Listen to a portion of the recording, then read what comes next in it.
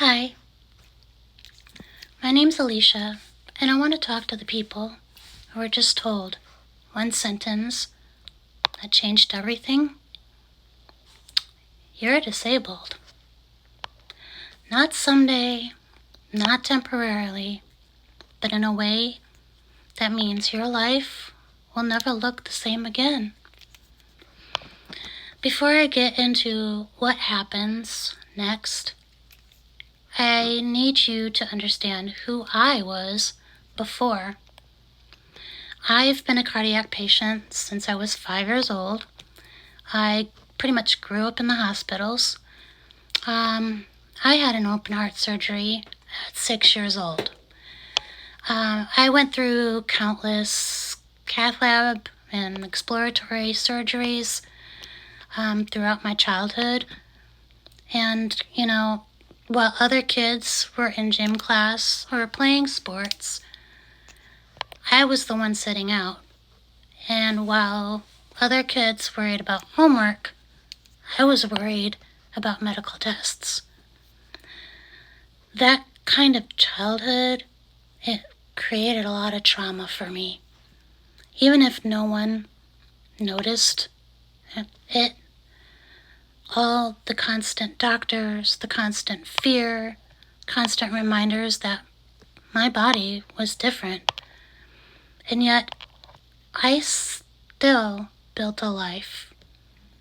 I worked, I became a mother, I pushed through physical limits and mental health struggles because there's no safety net, no financial backup, no system that said, we've got you. Yeah, you could get on Social Security disability. That takes months to years. And then just to get denied. I learned early that if I stopped everything, it would just all fall apart. So I didn't stop. Even before my second and third heart surgery in 2018, and even while I was having TIAs, which are called mini strokes, I still found ways to make money. I did Instacart, DoorDash, Uber. I was picking up cans, anything I could physically manage. I did apply for disability 5 times. Even before I had the surgeries, and I was denied. 6 months after open heart surgery, although I was completely terrified, I was desperate, so I went back to work. I went back to Amazon. Because when you're disabled in America, fear, it doesn't pay the rent, and it doesn't put food on the table. Then one day, last year, my body made the decision for me. And that's the moment no one prepares you for. That's the moment your doctor tells you that pushing through, it's no longer an option. That moment doesn't feel dramatic.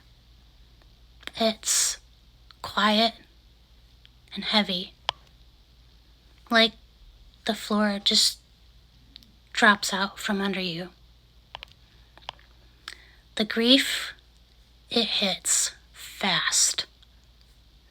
You grieve the life that you lost, your job, your routines, your independence, the version of yourself who could just push through. And that's only the beginning, because while you're grieving, the clock is ticking, and it's ticking loud, because your bills don't pause, The rent doesn't wait. The system doesn't guide you. You're looking for answers that no one gives you. There's no handbook that says, hey, here's what to do in the first 30 days after becoming disabled. You're left alone, emotionally overwhelmed, and financially panicked at the same time. For me, the grief became so heavy that I ended up in the ER asking for psychiatric help. And I learned something really important that day, that the ER isn't there to help you process grief. They're there to assess risk. So if you're not suicidal, you're getting sent home. That's why I want to say this clearly.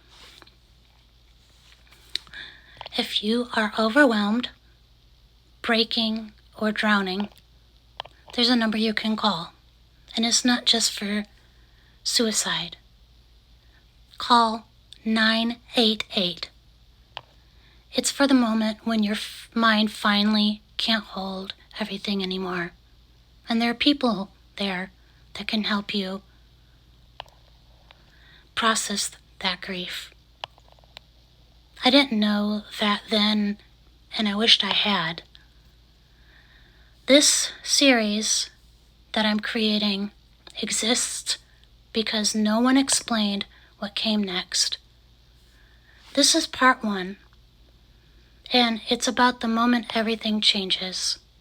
Part 2 is about the first 30 days after your disability, and the losses, the fear, the mistakes that no one warned you about.